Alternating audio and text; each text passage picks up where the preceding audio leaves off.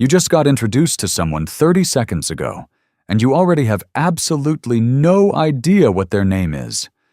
Gone. Completely erased.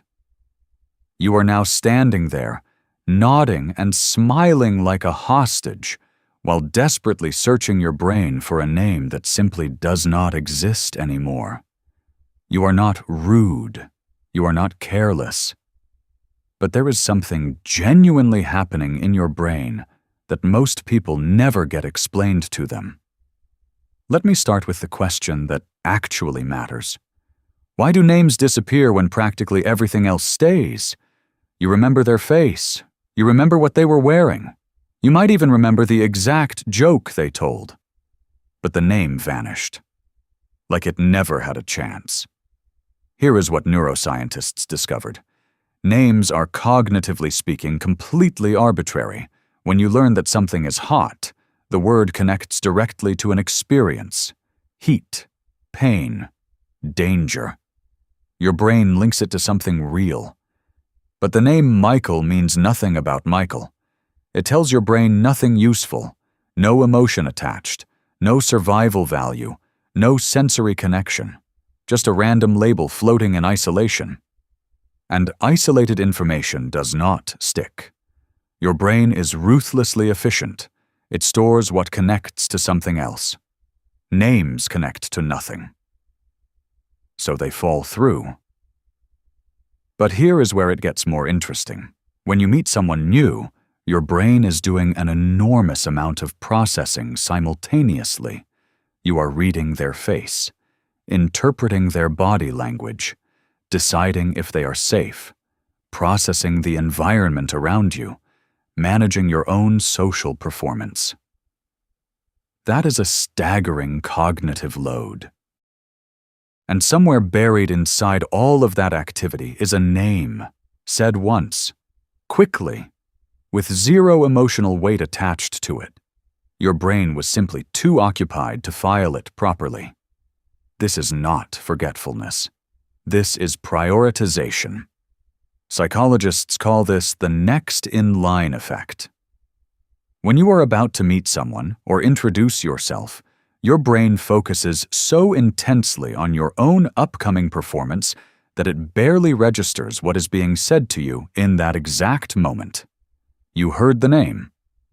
You just were not actually listening. Now, here is something that will surprise you.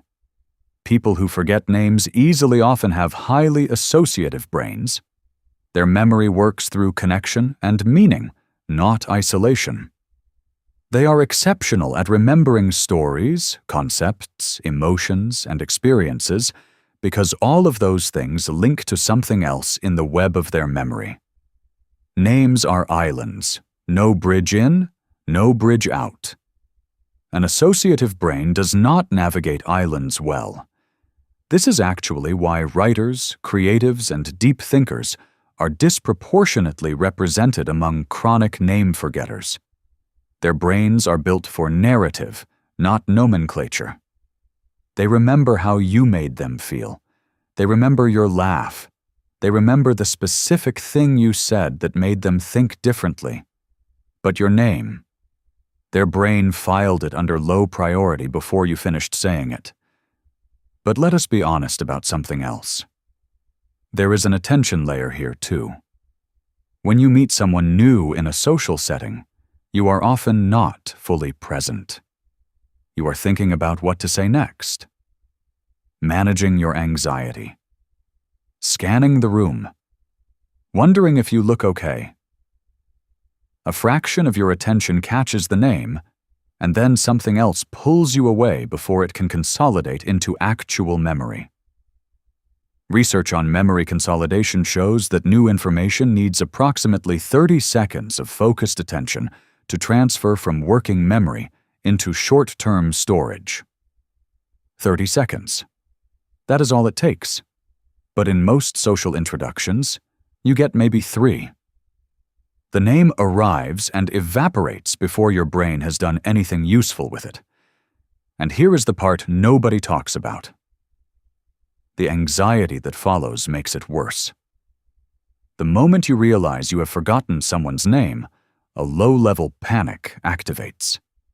Now your cognitive resources are split between the conversation and the frantic internal search for a name you never properly stored. The harder you reach for it, the further it retreats.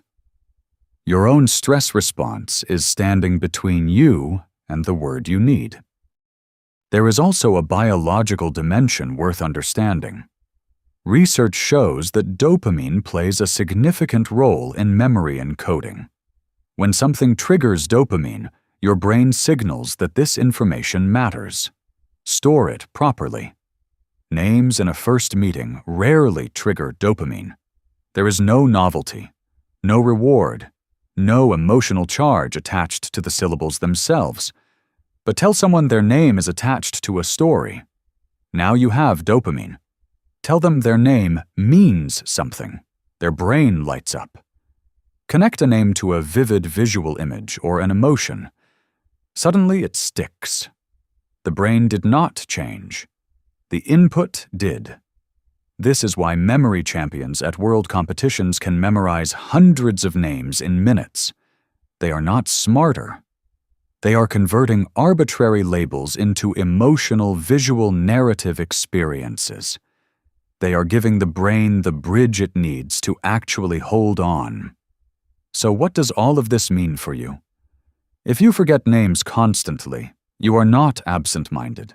You are not self-absorbed. Your brain is working exactly as designed. Filtering ruthlessly, storing efficiently, prioritizing meaning over randomness. Names just did not make the cut. The fix is not trying harder in the moment. The fix is giving your brain something to hold on to. Repeat the name immediately. Connect it to something visual. Create a tiny story around it. Give the isolated island a bridge. And if you are mid-conversation with someone whose name has already evaporated, just ask. Directly. Warmly. Most people are not offended. Most people have been exactly where you are. Standing there smiling, hoping nobody notices they are running a blank. Because here is the quiet truth underneath all of this. Forgetting someone's name does not mean you did not care about them. It means your brain was too busy experiencing them to properly file the label. And honestly, that is not the worst thing in the world. Your brain was present with them. It just did not organize the label. That actually says something good about how you were showing up in that moment.